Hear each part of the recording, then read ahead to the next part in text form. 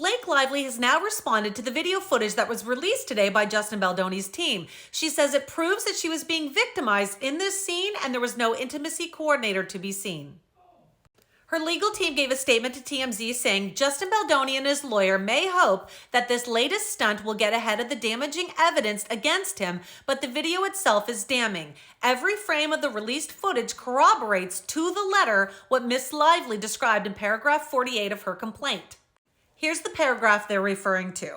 Mr. Baldoni and Miss Lively were filming a slow dance scene for a montage in which no sound was recorded. What they meant was the sound isn't recorded for the movie, not that sound isn't recorded on set. There's no sound recorded for the movie when it's released. Mr. Baldoni chose to let the camera roll and have them perform the scene, but did not act in character as Ryle. Instead, he spoke to Miss Lively out of character as himself. At one point, he leaned forward and slowly dragged his lips from her ear down to her neck, and he said, "It smells so good." None of this was remotely in character or based on any dialogue in the script, and nothing needed to be said because, again, there was no sound. Mr. Baldoni was caressing Miss Lively with his mouth in a way that had nothing to do with their roles. When Miss Lively later objected to this behavior, Mr. Baldoni's response was, "I'm not even attracted to you." The statement went on to say, the video shows Mr. Baldoni repeatedly leaning in towards Miss Lively, attempting to kiss her, kissing her forehead, rubbing his face and mouth against her neck, flicking her lip with his thumb, caressing her, telling her how good she smells, and talking with her out of character.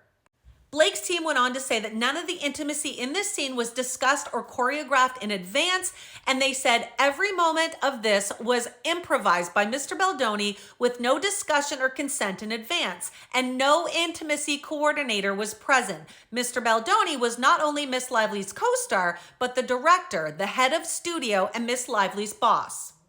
The video shows Miss Lively leaning away and repeatedly asking for the characters to just talk. Any woman who has been inappropriately touched in the workplace will recognize Miss Lively's discomfort. They will recognize her attempts at levity to try to deflect the unwanted touching. No woman should have to take defensive measures to avoid being touched by their employer without their consent. Just a reminder that according to these lawsuits, Blake Lively did try to bring up the fact that she was feeling uncomfortable on set numerous times. She didn't feel like her complaints were being heard, so that is when her legal team moved forward with the meeting in January with Justin Baldoni, Wayfair, etc., so she could express her concerns and give a list of things moving forward that she would like to have on set to make her feel more comfortable. I think it's also important to remember that Blake and her legal team didn't bring forward any of these accusations until after the hit against her reputation took place after the release of the movie. I understand that people have different perspectives in this situation. Some people are Team Blake, some are Team Justin.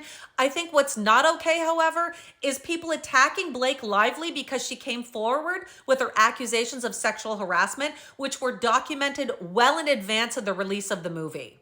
This is why people are scared to come forward in situations like this. She has now brought her claims forward and is getting nothing but attacked while he's being celebrated. And this is before anyone knows the facts in this case other than legal documents that are written by each person's team and skewed to fit their narratives. I think it's also important to remember that Blake did not stand alone in this situation. She had the whole cast supporting her over this. They all unfriended him on socials and wanted nothing to do with him when they were promoting the movie. Colleen Hoover has also thrown her support behind Blake Lively, and his own co-host for his podcast, after working with him for years, resigned after Blake's accusations came out, saying there's going to be more to come to her story. Hopefully when this goes to trial, we'll be able to hear from all of the witnesses, including the castmates that were involved, Colleen Hoover, as well as Sony. In both of their lawsuits, they claim very different things when it comes to Sony. He accuses Blake Lively of taking over the movie, and she claims Sony asked her to do certain cuts. In Justin's lawsuit, he repeatedly claims that Blake Lively was trying to take control of the movie, but all you see in his text messages and his write-ups in the lawsuit is the fact that he was encouraging her to do this. He frequently asked her for her input and would encourage her when she gave it. However, behind her back was another story. There are a ton of text messages where he's talking to his editors or Jamie Heath, where he's complaining about the fact that Blake Lively is putting in so much input or taking over scenes.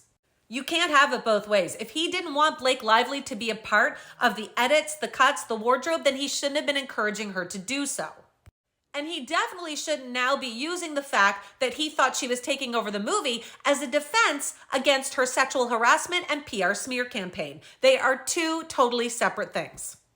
Now, I know this is not a popular opinion. I know everyone is celebrating Justin Baldoni right now, but I'm sorry, this is just my perspective, my opinion, and no, I am not being paid by Blake Lively's team.